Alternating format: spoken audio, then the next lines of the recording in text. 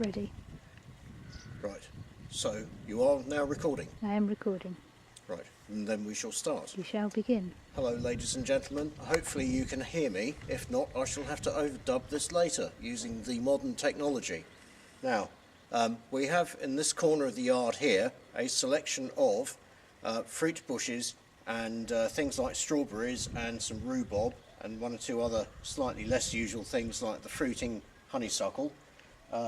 As you can see, hint hint wife, just come this way.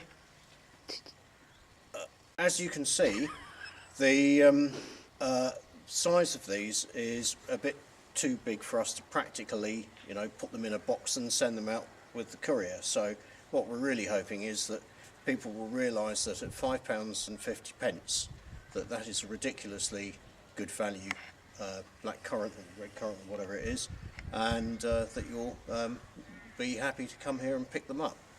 And then there are other bits and pieces like some summer fruiting raspberries, figs, blueberries. We've got some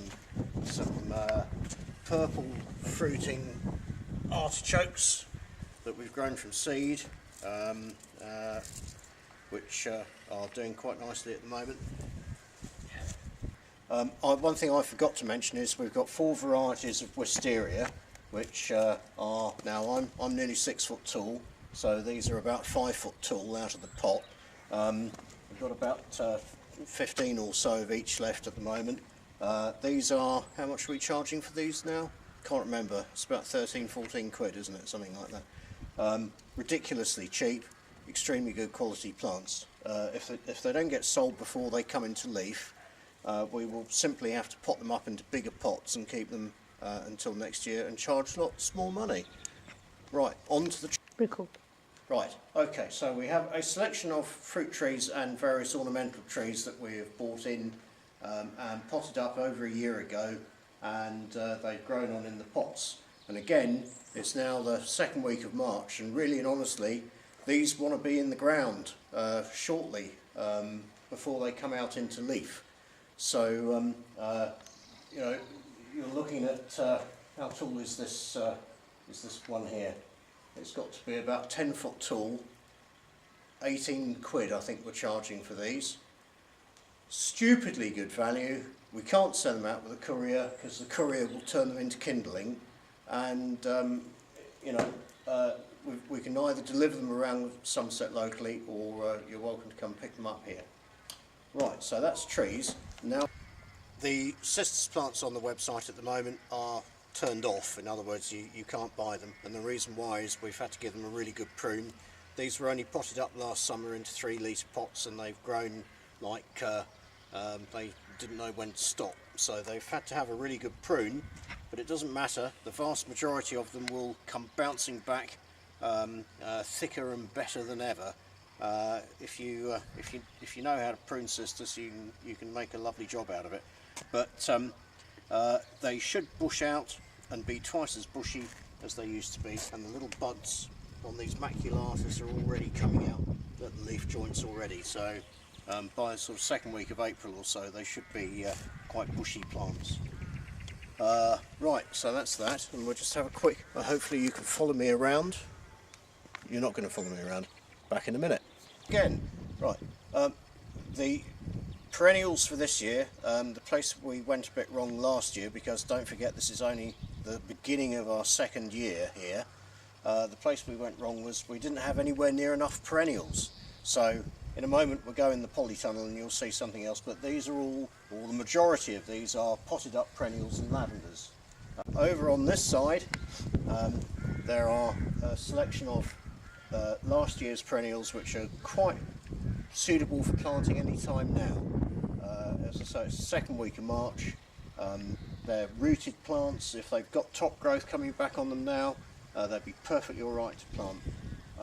So we've got lots of beautiful irises, which again, in a few weeks time when they've got a flower 4 foot off the ground or out of the pot, it's just not practical to put them in a box and send them. So people are welcome to come here and pick them up.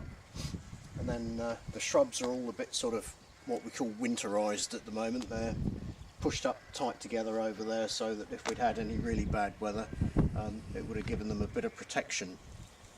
But we'll sort those out, and there's quite a lot of other shrubs to pot up before too long. Anyway, we'll have a quick look in the polytunnel.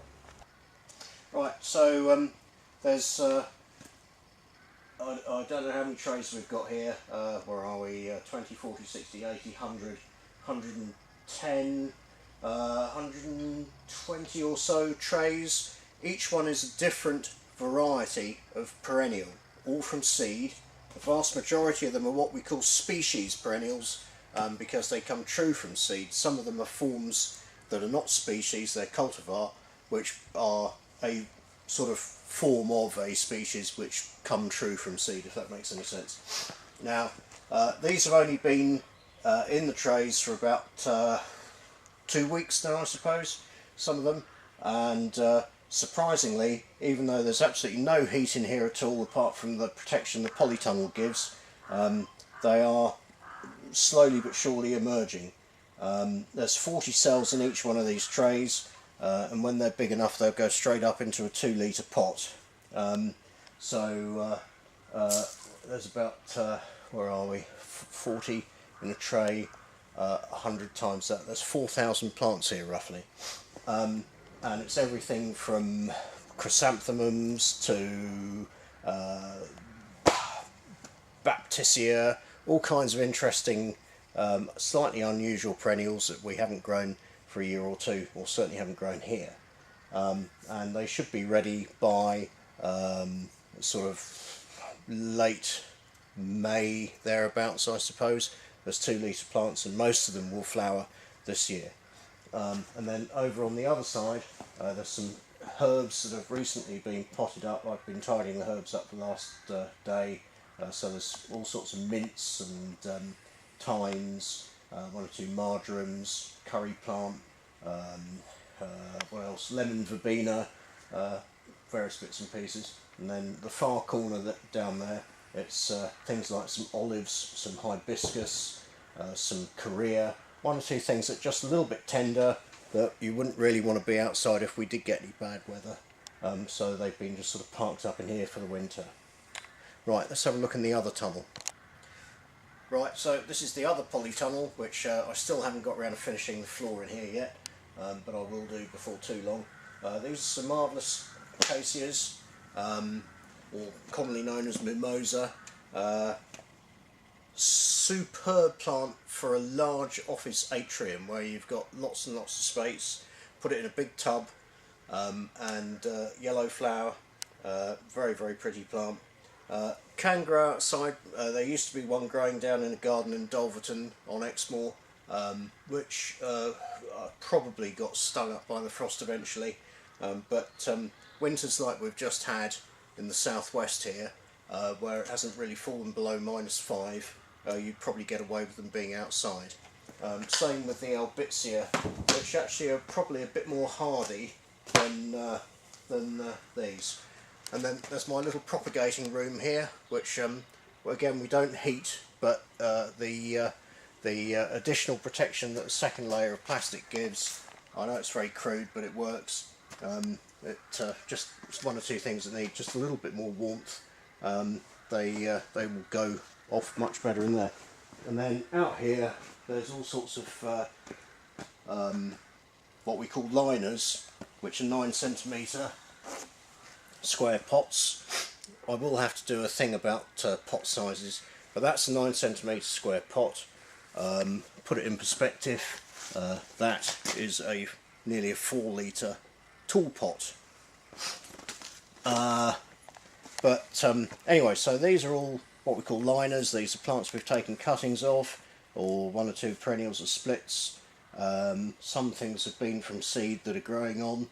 There's a few trays of seed there, but generally speaking they're just replacements for plants that we will hopefully sell, and all things that we haven't experimented with yet. So there we are, jolly good.